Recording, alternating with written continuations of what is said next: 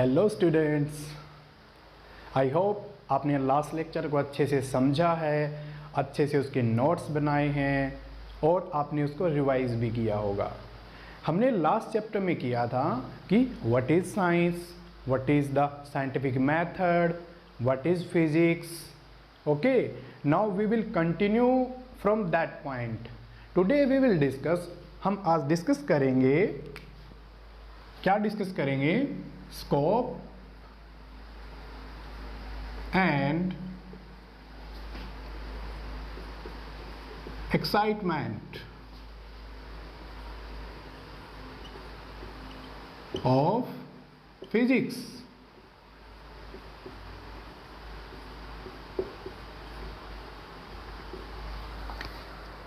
हमें आज डिस्कस करना है scope and excitement of physics.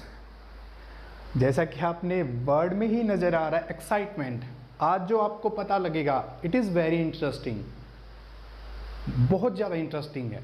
ठीक है, फिजिक्स का स्कोप क्या है, अगर स्कोप है तो कितना वास्ट है, कितना बड़ा स्कोप है या कितना छोटा स्कोप है, उसकी रेंज क्या है, आज हम सब कुछ डिस्कस करेंगे। सो स्टूडेंट्स, आपको पता है साइंस का एक बहुत ही इंपॉर्टेंट वर्ड है discovery. So discoveries in physics are of two types. कौन से टाइप की होती है? एक्सीडेंटल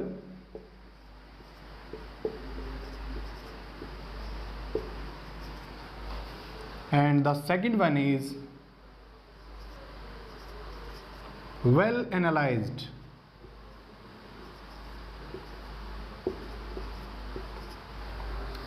जो फिजिक्स में डिस्कवरी होती हैं या तो एक्सीडेंटल होती हैं या वेल एनालाइज्ड होती हैं, कि इनको एनालाइज करके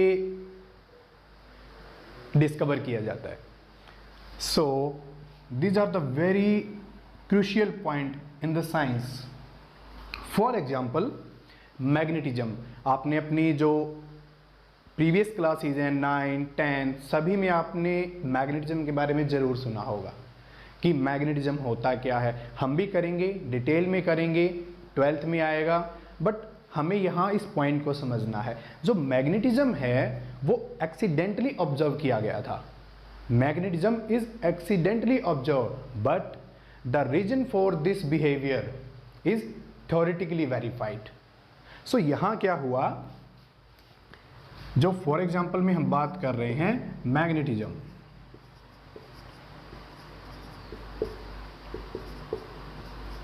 वो एक्सीडेंटल डिस्कवरी थी, एक्सीडेंटल ऑब्जर्वेशन थी।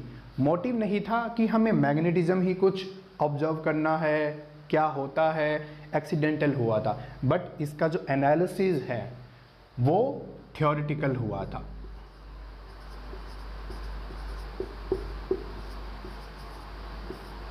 बाद में किया गया था कि इसके पीछे रीजंस क्या हैं, मैग्नेटिज्म का जो बिहेवियर है किसी भी मटेरियल का, सो उसके पीछे रीजन क्या है, वो बाद में किया गया था। ऐसा ही एग्जाम्पल और है, वो एग्जाम्पल क्या है? A very famous equation is equal to mc square. What is this? This is the Einstein equation. Albert Einstein ने इक्वेशन दिया था, is equal to mc square. उसने क्या किया था, इसे थ्योरेटिकली प्रिडिक्ट किया था।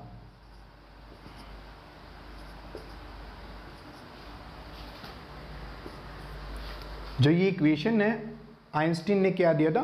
थ्योरेटिकली दिया था, बट इसको प्रूफ किया गया था एक्सपेरिमेंटली। लेटर एक्सपेरिमेंटली प्रूव किया गया था।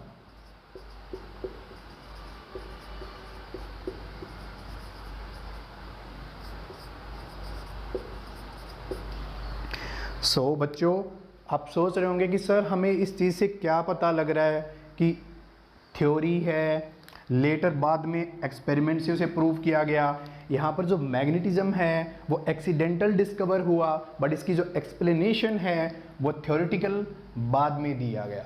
सो इससे हमें पता लगता है बच्चों, लॉजिकली हम फिजिक्स को 2 पार्ट्स में डिवाइड कर सकते हैं। वो पार्ट्स कौन कौन से हैं?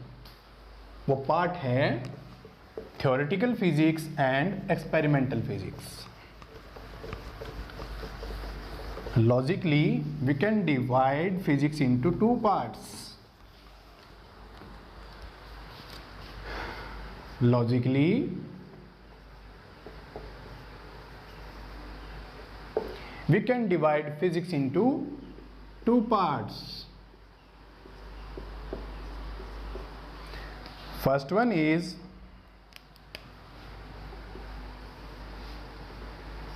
theoretical,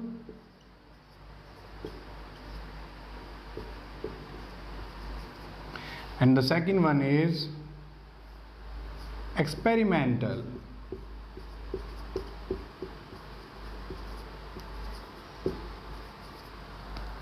कि फिजिक्स को हम दो पार्ट में डिवाइड कर सकते हैं, one is this, second is this.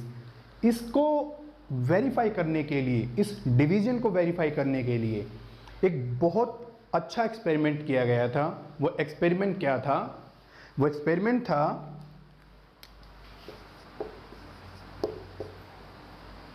Rutherford experiment.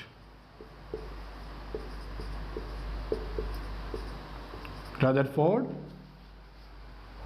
Scattering experiment.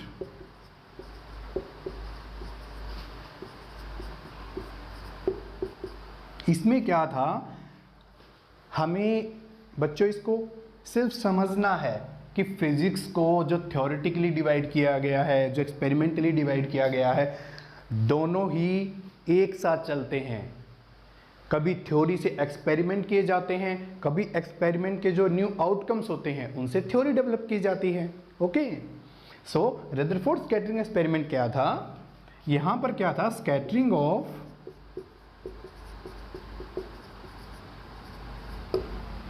Alpha particles bye thin gold foil. Scattering थी, या हम बोल सकते हैं डेविएशन था किसका? अल्फा पार्टिकल्स का, by the thin gold foil. बहुत ही थिन, पतली गोल्ड की परत ली गई थी। ठीक है, हम समझेंगे क्या होता है। सबसे पहले आपको ये पता होना चाहिए कि what is alpha particles. Alpha particles क्या होते हैं? स्टूडेंट्स, बच्चे 11th कर लेते हैं, 12th कर लेते हैं, उनको अल्फा पार्टिकल्स के बारे में ही नहीं पता होता। बिकॉज मैंने आपको बताया था हम स्टडी करेंगे इन बिटवीन द लाइंस, एक एक वर्ड्स को समझेंगे। ऐसा नहीं है कि मैंने आपको बता दिया सर हमें तो अल्फा पार्टिकल्स के बारे में नहीं पता, ये क्या होता है। सो एक एक पॉइंट डिस्कस करेंगे, जहाँ इंपॉर्टेंट पॉइंट है, जिस वर्ड्स के बारे में मुझे आपको डिफाइन करना है, मैं आपको साथ साथ बताता रहूँगा। आप नोट डाउन करते रहिए। सो अल्फा पार्टिकल इज, क्या होता है हमारे पास? इसे बोला जाता है हीलियम न्यूक्लियस। अब आप सभी को पता है हीलियम क्या होता है? हीलियम होता है 2He4, means 2 electron, 2 proton, 2 neutron. हमें यहां वर्ड यूज किया गया है न्यूक्लियस। न्यूक्लियस में क्या होते हैं हमारे पास? न्यूक्लियस में क्या होता है? न्यूक्लियस में होता है आपके पास proton and neutron.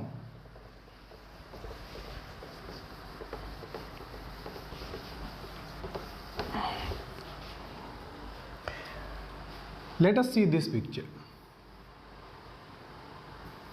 This is your nucleus and here are some electrons. ये एटम है, एटम के पास एक न्यूक्लियस है और ये इसके चारों ओर इलेक्ट्रॉन रिवॉल्व करते हैं। सो यहाँ तीन चीज़ें होती हैं हमारे पास, इलेक्ट्रॉन, प्रोटॉन, न्यूट्रॉन। किसके पास? किसी भी एटम के पास। हमने बात किसकी की है? Alpha particle. वो क्या होता है? Helium nucleus. वर्ड क्या है? न्यूक्लियस। इट मीन्स प्रोटॉन होगा या तो सिर्फ न्यूट्रॉन होगा, इलेक्ट्रॉन नहीं होगा। सो हीलियम न्यूक्लियस का मीनिंग क्या होता है? He++, इसी को बोला जाता है अल्फा पार्टिकल। हम जो 2 इलेक्ट्रॉन हैं उनको रिमूव कर देते हैं, सिर्फ क्या रह जाता है? न्यूक्लियस। और न्यूक्लियस के पास क्या है? Proton and neutron. न्यूट्रॉन क्या होता है? Neutral, and proton is positive, इसलिए बोलते हैं alpha particle positively charge particle होता है। ओके, सो हम बेसिक डायग्राम देखते हैं कि रदरफोर्ड ने क्या किया था। रदरफोर्ड ने किया था कि यहां उन्होंने लिया एक lead box,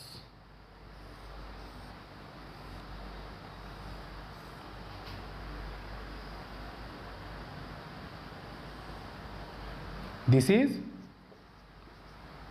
lead box. Lead क्या होता है? एक मटेरियल होता है हमारे पास। यहां पर क्या ले लेते हैं हम? एक सैंपल ले लेते हैं। वो सैंपल कौन सा है? Polonium sample.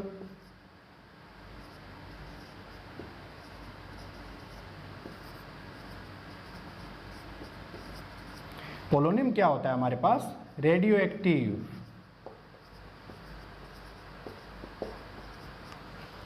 Radio active means जो कंटिन्यूअसली रेडिएशन को एमिट करता रहता है।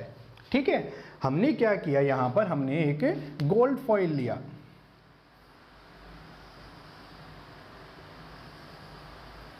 This is our gold foil.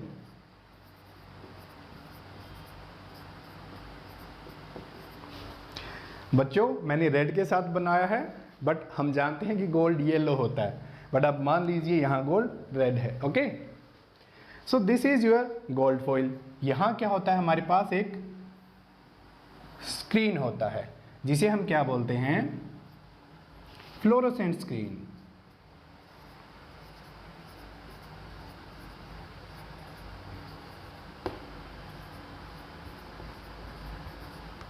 यहाँ फ्लोरोसेंट स्क्रीन होती है जिसके ऊपर क्या होगा हम देखेंगे। ये पोलोनियम है, कॉन्टिन्यूसली क्या करता है? अल्फा पार्टिकल को एमिट करता है। वो स्ट्राइक करते हैं कहां पर? कहां स्ट्राइक करते हैं? गोल्ड फॉइल पर। तो हुआ क्या? यहां से डेविएट हो गए। This is some angle theta. ये क्या होता है? Angle of scattering, angle of deviation, कि वो इस डायरेक्शन में आ रहा था सॉरी, इस डायरेक्शन में आ रहा था और डेविएट यहां हो गया। सो जो ये एंगल बना इसे क्या बोलते हैं? Angle of scattering. यहां पर हमारे पास क्या होता है? Here is a flash of light and this is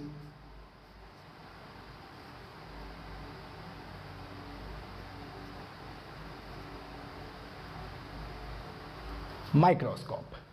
हम माइक्रोस्कोप से ऑब्जर्व कर सकते हैं। ये जो माइक्रोस्कोप है ये मूवेबल है, वो यहां भी मूव कर सकता है, यहां भी मूव कर सकता है। अल्फा पार्टिकल्स हैं, जब इससे टकराता है वो किसी भी डायरेक्शन में जा सकते हैं, यहां भी, पीछे भी, कहीं भी जा सकते हैं। सो ये जो माइक्रोस्कोप है और ये जो स्क्रीन है इसका साइज और बड़ा है और ये भी इसी के चारों ओर मूव कर सकती है। हमें डिटेल में नहीं समझना है, जब डिटेल आएंगी तब हम देखेंगे। यहाँ हमें कुछ पॉइंट क्लियर करने हैं। ठीक है, सो इन्होंने क्या ऑब्जर्व किया? इनकी जो ऑब्जर्वेशन थी वो क्या थी? द ऑब्जर्वेशन इज, हम उस ऑब्जर्वेशन को इन ब्रीफ बहुत क्विकली डिस्कस करते हैं कि क्या ऑब्जर्वेशन किया था। ऑब्जर्वेशन था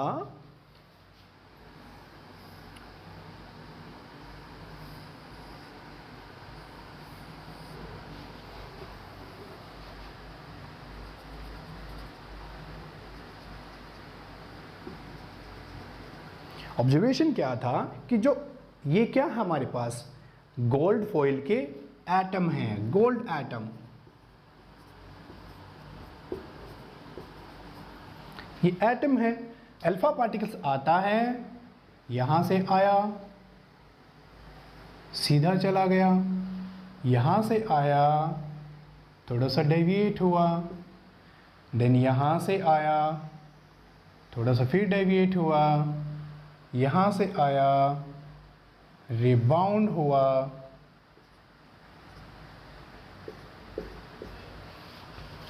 यहां से आया, यहाँ चला गया और यहाँ से स्ट्रेट चला गया। मतलब क्या हुआ? हम कुछ नोटिस कर रहे हैं कि कुछ अल्फा पार्टिकल्स हैं, यहां से क्या आ रहे हैं हमारे पास, अल्फा पार्टिकल्स।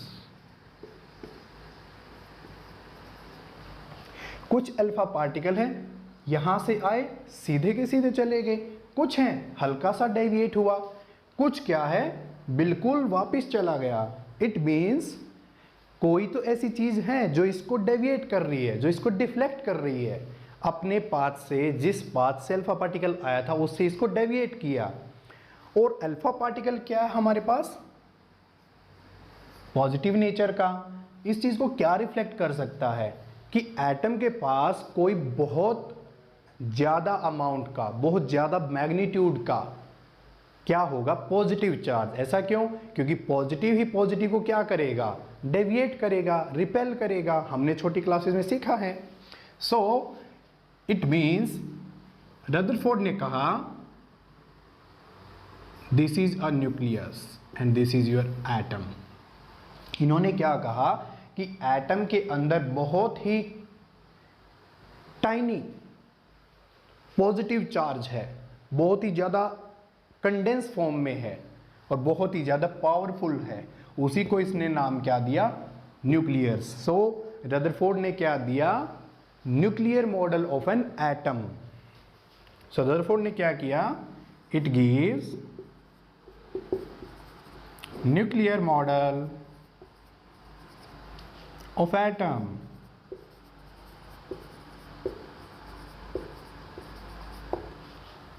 सो बोलो बच्चों, हमें यहां से एक रिजल्ट मिला, it gives nuclear model of atom, की एटम के पास एक न्यूक्लियस होता है जो पॉजिटिवली चार्ज होता है। ठीक है, अब बोलेंगे सर इससे क्या पता लगा हमें। बच्चे इससे ये पता लगा कि रदरफोर्ड ने एक्सपेरिमेंट किया था, उसने एक आउटकम्स दिया, वो आउटकम्स क्या है, ये है। उसके बाद एक साइंटिस्ट आए, नील्स बोर। आप अपनी आगे की क्लासेस में सब कुछ देखेंगे, कौन साइंटिस्ट आया, क्या हुआ, सब कुछ पता लगेगा। एक साइंटिस्ट आए नील्स बोर, उन्होंने क्या दिया, quantum picture of hydrogen atom.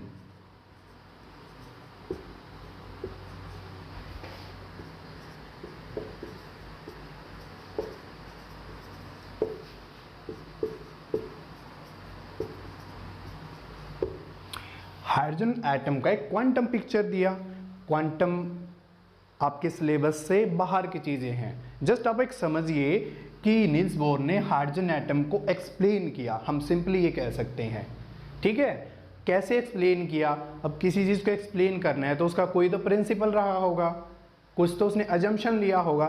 सो बच्चों, दिस इज रफली अराउंड 1911।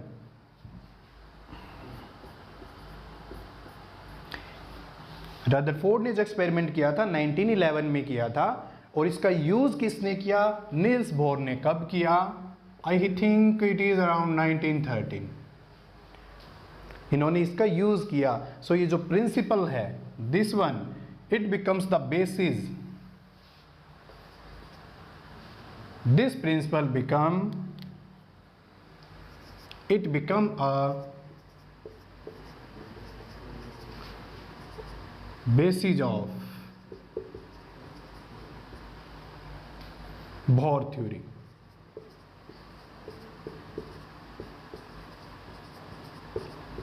सो बच्चों, क्या पता लगा कि इन्होंने एक एक्सपेरिमेंट किया था और उस एक्सपेरिमेंट से ये रिजल्ट दिया। किसी साइंटिस्ट ने क्या किया, उसी एक्सपेरिमेंट के रिजल्ट का यूज किया, एक थ्योरी बना दी। सो मैंने आपको क्या कहा था, theory and experiment go hand in hand, मतलब हाथों में हाथ लेके चलते हैं बच्चों, हाथों में हाथ, कि एक्सपेरिमेंट करते हैं, नई थ्योरी बनती है, नई थ्योरी होती हैं तो उनके अकॉर्डिंग एक्सपेरिमेंट डिजाइन किए जाते हैं। सो यहां पर एक क्वेश्चन बन जाता है जो आपको शायद कभी नहीं बताया जाता, theory and experiment go hand in hand, discuss. So मैंने आपको अभी जो पिक्चर बताई है, दिस इज द आंसर, कि हम यहाँ कुछ एग्जाम्पल लेंगे और उनको कुछ एक्सप्लेन करेंगे।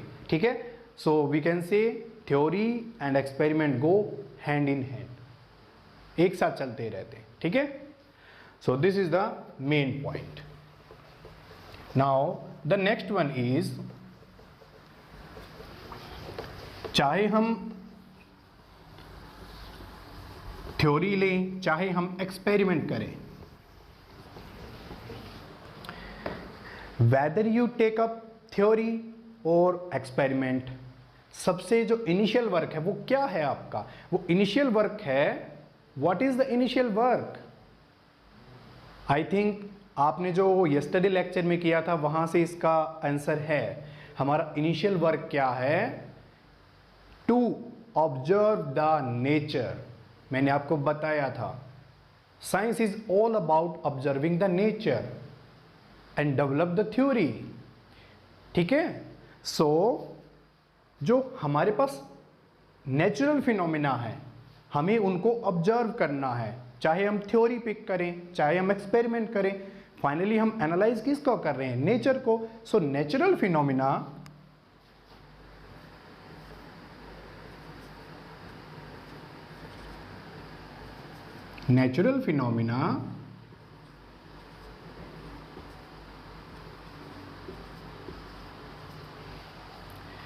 can be classified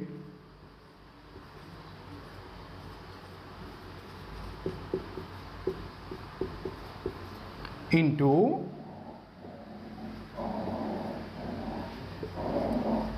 two parts। अब वो पार्ट कौन से हैं? फर्स्ट वन इज मैक्रोस्कोपिक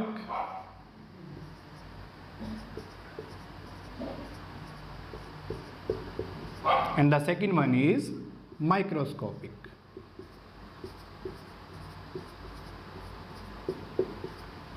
जो नेचुरल फिनोमेना का डिवीजन है वो मैक्रोस्कोपिक होगा या माइक्रोस्कोपिक होगा? What about the macroscopic phenomena? Macro means big, इसका एक सिंपल मीनिंग है, वो क्या है? Macro means big and micro means small, very small। the microscopic domain क्या होता है हमारे पास? this domain includes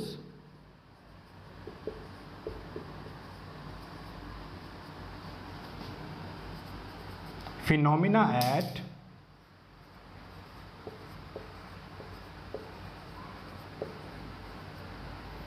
laboratory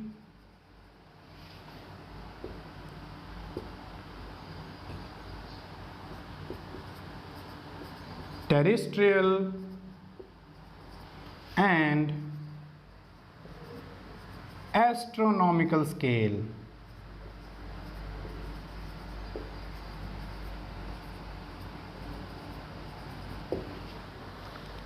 सो जो ये माइक्रोस्कोपिक डोमेन है ये क्या करता है बच्चों?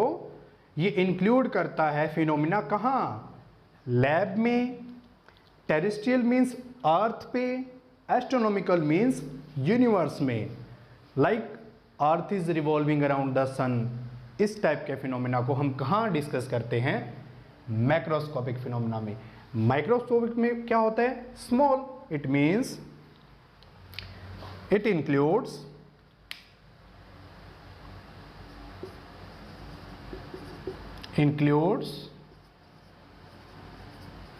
atomic,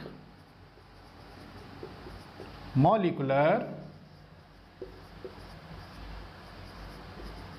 and nuclear phenomena।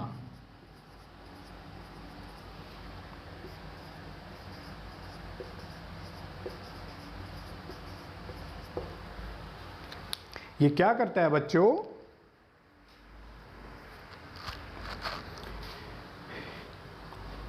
This includes atomic, molecular and nuclear phenomena. Example क्या है? हम यहां पे एग्जाम्पल की बात कर देते हैं। वो एग्जाम्पल क्या होगा? एंड फ्लाइंग एरोप्लेन, एरोप्लेन को देखते हैं, अ मूविंग ट्रेन, ये सभी क्या है? मैक्रोस्कोपिक फिनोमिना है। Moon revolving around the earth, macroscopic phenomena है। What is the microscopic phenomena? क्या होता है microscopic phenomena? Electrons are revolving around the nucleus. This is the micro level structure of atom. So these are the example of this phenomena. Now हमने phenomena तो discuss कर लिया कि natural phenomena को इन दो पार्ट्स में डिवाइड किया गया है. हम इसके बाद क्या करते हैं कि जो इन फिनोमिना की स्टडी है फिजिक्स की किस ब्रांच में करते हैं, वो कौन सी ब्रांच है जहां हम इन दोनों टाइप के फिनोमिना की स्टडी करते हैं. वो क्या है उसको हम डिवाइड करते हैं physics.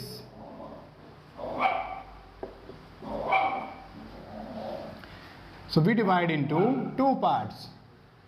One is classical and the second one is modern.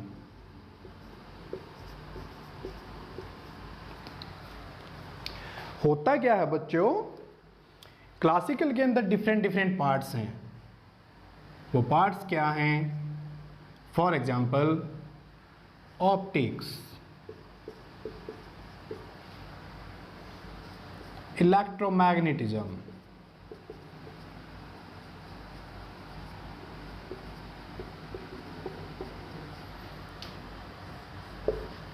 Mechanics,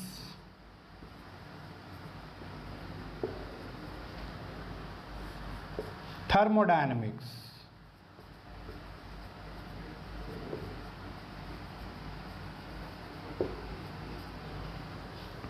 and etc. और भी हो सकते हैं. Astrophysics, relativity, there are so many branches. ये हैं क्या, हम जैसे जैसे मूव ऑन करेंगे, प्रोसीड करेंगे, इनका मीनिंग समझ में आता जाएगा. क्लासिकल के अंदर हम कौन से फिनोमेना की स्टडी करते हैं? अभी हमने दो फिनोमेना किए थे. कौन कौन से?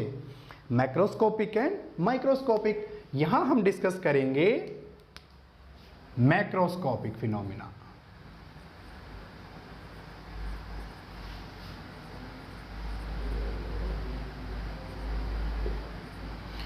हम क्लासिकल के अंदर डील करेंगे मैक्रोस्कोपिक, एंड मॉडर्न में हम क्या डील करते हैं?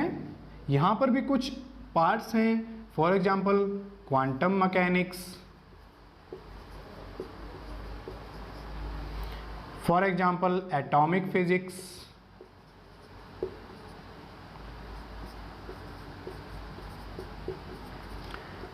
फॉर एग्जांपल न्यूक्लियर फिजिक्स,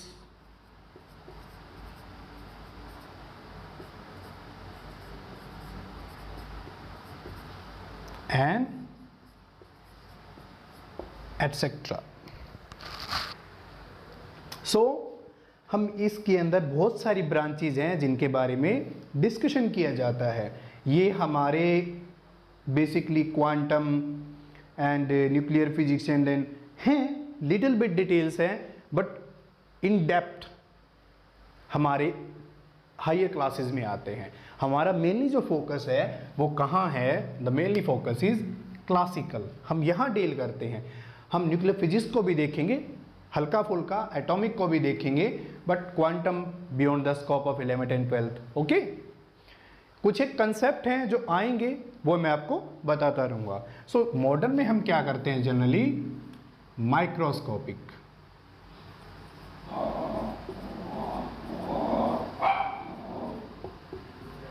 हम माइक्रोस्कोपिक फिनोमेना की स्टडी मॉडर्न फिजिक्स में करते हैं, मैक्रोस्कोपिक की हम करते हैं क्लासिकल में. सो इस तरीके से फिजिक्स का क्लासिफिकेशन है. इन द टुडेज सिनेरियो हम यहाँ वर्क करते हैं. Quantum is very important field. This is very very important field कि माइन्यूट स्केल पर जाकर हम देखते हैं कि क्या होता है, कैसे होता है. Fine. So this is the distribution. Now we can see, हमने कहा कि planets are revolving around the sun, और हमने कहा electrons are revolving around the nucleus of an atom. हम दोनों पिक्चर को कंपेयर करते हैं. कैसे कंपेयर करते हैं? Like this is your sun, and this is your earth. Okay, now let us draw other picture.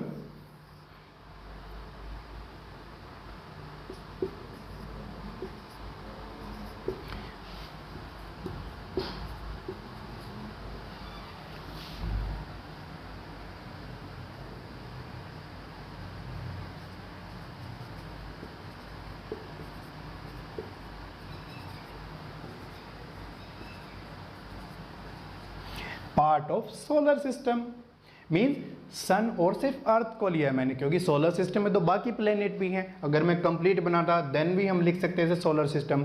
सो बच्चों, एक एक वर्ड्स को लिखने से पहले सोचना है कि हम ये ऐसा क्यों लिख रहे हैं, ठीक है। यहाँ पर क्या है, एटम, न्यूक्लियस, इलेक्ट्रॉन। क्या हमें एटम दिखाई देते हैं? नहीं, it is microscopic and it is macro. So आप देखिए, सन और अर्थ बहुत ज्यादा डिस्टेंस है दोनों के बीच, बहुत ज्यादा किलोमीटर का डिस्टेंस है। यहां बहुत कम डिस्टेंस है, इवन 10⁻⁻14 लाइक दैट, बहुत छोटा, बहुत ही स्मॉल स्केल। सो हम बोल सकते हैं दिस इज एस्ट्रोनॉमिकल स्केल।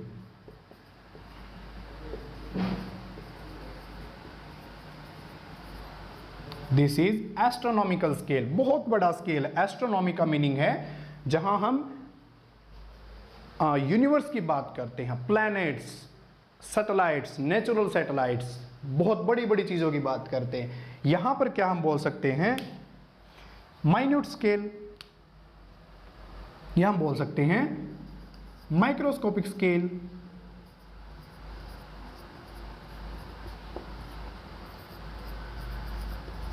सो बच्चों, यहां से हमें क्या पता लगा कि हम फिजिक्स में या हम कह सकते हैं साइंस में क्या डिस्कस करते हैं, बहुत बड़ी चीज़ों के बारे में डिस्कशन करते हैं और बहुत छोटी चीज़ों के बारे में डिस्कशन करते हैं। So the scope of physics is very vast, very big to very small.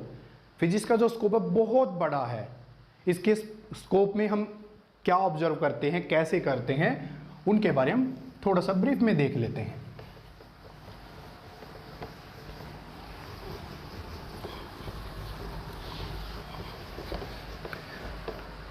So let us say we measure few points, length,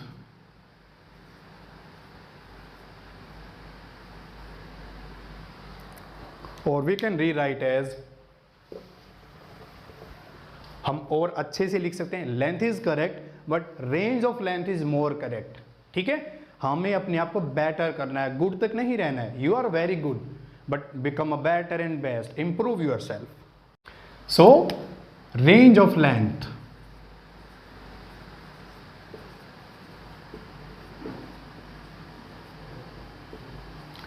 range of length scales क्या होता है हमारे पास,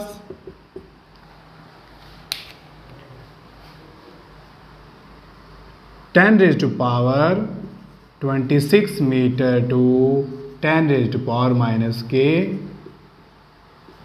14 meter. This is the length, very very big length. It is the size of our universe. ये universe का है जहाँ पे हमने देखा था एस्ट्रोनॉमिकल स्केल्स। सो हम यहाँ क्या करते हैं, हम रेंज ऑफ लेंथ स्केल्स में क्या करते हैं, एस्ट्रोनॉमिकल स्केल से कहाँ जाते हैं, माइक्रोस्कोपिक स्केल्स तक जाते हैं। देखिए आप, ये कितना बड़ा नंबर है, ये कितना छोटा नंबर है, 1 मीटर का भी, और you can rewrite it as simply 10 raise to power 14। ये 1 मीटर का भी कितना पार्ट है, बहुत छोटा है, बहुत छोटा है, हम नहीं देख सकते। Similarly we can find out range of time scales. Range of time scale हम कैसे निकालेंगे, हमें एक चीज़ का पता है, क्या कि स्पीड इज इक्वल टू क्या होता है, डिस्टेंस अपॉन टाइम। हमें क्या चाहिए, time. distance is this one. What is speed? Here is the speed of light. So हम क्या करते हैं, हमें चाहिए time, t is equal to distance upon speed of light. Speed of light कितना होता है? 3 इंटू 10⁸ मीटर पर सेकेंड. हम रफली इसको ओमिट कर देते हैं. We can simply write 10⁸. Division कीजिए तो टाइम क्या होता है? Distance 10⁻26 divided by 10⁸, and that is metre per second. Metre से मीटर कैंसिल, ये ऊपर जाके माइनस का होगा. 26 minus 8, what we get? 10⁻18 second. And from this we get 10⁻14 metre divided by 10⁸ metre per second. Metre से मीटर, सेकेंड ऊपर जाएगा तो टाइम की वैल्यू क्या आ गई? 8 ऊपर जाके क्या हो जाएगा? Minus. It means 10⁻14 minus 8, we can write 10⁻22 second. So the range of time is 10⁻18 second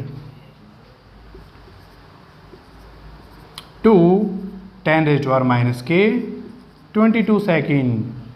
हम कह सकते हैं, क्या बोल सकते हैं कि सर इतना बड़ा टाइम इंटरवल और हम इतने छोटे से टाइम पर चले गए. सो आप देखिए, हम इसीलिए बोलते हैं फिजिक्स में हम बड़े से बड़े नंबर की भी बात करते हैं, हम छोटे से छोटे नंबर की भी बात करते हैं. This is the very interesting point about the physics. This is very interesting point about the nature. अगर वही फिनोमिना एस्ट्रोनॉमिकल स्केल पर है, वही फिनोमिना क्या है? माइक्रोस्कोपिक स्केल पर हो रहा है. ठीक है, हमें सबको समझना है. आपको बुक में ये नहीं बताया गया ये कहां से आया है, आपको यहां से पता लगता है कि how this come out. Now the range of mass की रेंज क्या है?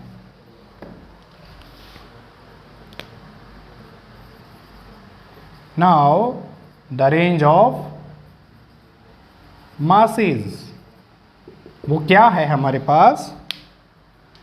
10⁻55 kg to 10⁻31 kg. किस ये इतना ज़्यादा मास किसका है? हेवनली बॉडीज का, सेलेस्टियल ऑब्जेक्ट्स का. कहाँ है सेलेस्टियल ऑब्जेक्ट? अर्थ, जुपिटर, इनका मास बहुत ज़्यादा है. उससे ज़्यादा क्या है? गैलेक्सी. क्योंकि हमारा जो सोलर सिस्टम है वो एक गैलेक्सी का पार्ट है. वो गैलेक्सी कौन सी है? मिल्की वे गैलेक्सी, जिसे हम क्या बोलते हैं? आपने बहुत बार सुना होगा अपने घर वालों से या दादा दादी से या मम्मी पापा से, Akash Ganga. Okay, we are the part of Akash Ganga. ठीक है, सो उसका जो मास है, it is the mass of non observable universe. It is the mass of non observable universe.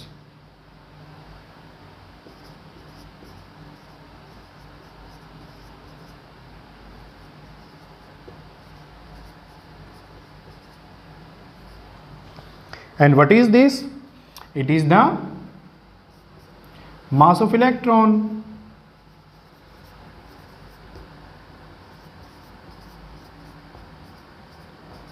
So आप देखिए, एक तरफ हमने मास लिखा कंप्लीट यूनिवर्स का, कंप्लीट गैलेक्सी का. It is observable mass of the universe and it is the mass of electron. कितना छोटा मास है? 1 किलोग्राम का भी 10⁻31 हिस्सा है, 10⁻31 पार्ट्स है. इतना छोटा मास है. सो वही बात समझ में आती है कि फिजिक्स की जो रेंज है बहुत हाई रेंज है. हम मैक्रोस्कोपिक वर्ल्ड से माइक्रोस्कोपिक वर्ल्ड में नेचुरल फिनोमिना को नोटिस करते हैं, ऑब्जर्व करते हैं, थ्योरी डेवलप करते हैं, एक्सपेरिमेंट करते हैं और डे टू डे लाइफ में उनका एप्लीकेशन देखते हैं। अगर हमें आज के टाइम पे फॉर एग्जांपल रदरफोर्ड ने अगर न्यूक्लियस के बारे में नहीं बताया होता, एटम के बारे में नहीं बताया होता, तो क्या होता, क्या आज न्यूक्लियर एनर्जी होती? So this is the way forward of science, कि आप समझिए, कीजिए एंड देन उसको अप्लाई कीजिए, रिसोर्स में कन्वर्ट कीजिए। You are the human resource, आप भी एक रिसोर्स हैं कंट्री के लिए, कि आपका जो रोल है वो कंट्री के डेवलपमेंट में है, आप भी एक रिसोर्स हैं, you are the human resource. So these are the ranges, you can note down or you can take the screenshot. So today we will stop here, हम यहीं स्टॉप करते हैं। आई होप आपको लेक्चर समझ में आया है, सभी बच्चों ने नोट डाउन किया है। आप इसे भी देखिए, अपनी बुक को पढ़िए, इससे ज़्यादा आप कुछ मत कीजिए। मैंने जो बताया है वो बहुत ज़्यादा है, अगर उससे भी ज़्यादा आप करते रहेंगे तो आप कंफ्यूज हो जाएंगे। Believe in one source, believe in one book, उसी को 10 बार पढ़ना है हमें, okay. And one more thing, जो आपको कभी नहीं बोलना है कि जो मेरी क्लासेस हैं ये किस पर्पज़ से हैं। हमें एक मोनोपोली है, उसको ब्रेक करना है। वो मोनोपोली क्या है कि फ्री एजुकेशन हर बच्चे तक पहुंचाना है हमें, और वो सबसे बड़ा जो रोल है वो कौन करेगा? वो आप करेंगे। आपका जो जीनियस माइंड है वही करेगा। जितने आपके फ्रेंड्स हैं सभी को बताइए कि हमें सब कुछ मिल रहा है, फ्री मिल रहा है, तो आप भी कीजिए, स्टडी करो और जो आपके सपने उनको पूरे करो। और लास्ट वन पॉइंट इज, अगर आपका कोई क्वेरी है, किसी आप स्पेशल टॉपिक में चाहते हैं कि सर आप वीडियो बनाएं, कि सर हमारा ये टॉपिक है बहुत वीक है, हमें समझ नहीं आ रहा, सो आप मुझे कमेंट सेक्शन में बताइए। अगर वो बहुत सारे बच्चों का कॉमन टॉपिक होगा तो मैं डेफिनेटली उसके ऊपर एक अलग से वीडियो बना दूंगा। अदरवाइज आप मेरे साथ जुड़े रहिए, कंटिन्यूटी मेंटेन रखिए। मैंने कहा था कि वीडियो आती रहेंगी, कंप्लीट लेक्चर्स होंगे, कंप्लीट डिस्कशन होगा, डिटेल डिस्कशन होगा, कुछ भी नहीं छूटेगा, सब कुछ होगा। Because you are interesting in physics, आपका जो फिजिक्स में इंटरेस्ट है वो क्रिएट हो रहा है धीरे धीरे। आप समझ रहे हैं जो आपको पहले नहीं समझाया गया या नहीं बताया गया, या किसी वजह से आपका छूट गया कि फिजिक्स क्या है, केमिस्ट्री क्या है, बायो क्या है, मैथमेटिक्स क्या है। देखिए बच्चों, हम हर जगह मैथमेटिक्स का यूज़ कर रहे हैं, इसीलिए बोला जाता है mathematics is the language of physics. So हमें सभी को स्ट्रॉन्ग करना है, धीरे धीरे करते रहना है। कल हमारा इस यूनिट का नेक्स्ट पार्ट होगा, जब अब भी हम नेक्स्ट टाइम मिलेंगे। मैंने बोला था वीडियो आएंगी एक दिन छोड़कर एक दिन, सो आपका सिलेबस टाइम रहते कंप्लीट हो जाएगा। आप अपनी मनी को सेव कीजिए, do not waste your money. हमें क्या इन्वेस्ट करना है? हमें इन्वेस्ट करना है अपना time. That is very powerful time. आपका जो टाइम है बहुत पावरफुल है, वेरी इंपॉर्टेंट टाइम। आपको सिर्फ उसे इन्वेस्ट करना है। So class, thank you very much. I will see you in the next lecture.